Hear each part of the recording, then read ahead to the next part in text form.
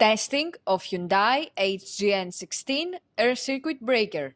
The basic settings will be set by the customer.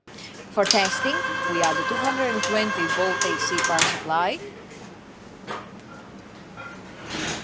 At first, we trip the breaker manually.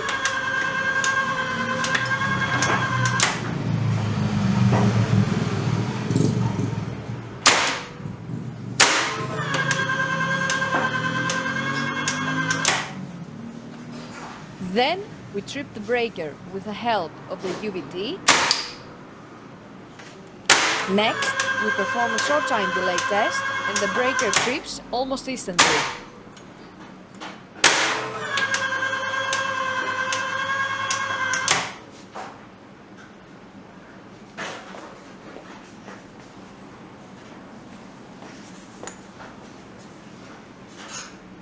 Lastly, we perform a long time delay test and the breaker trips after about 15 seconds.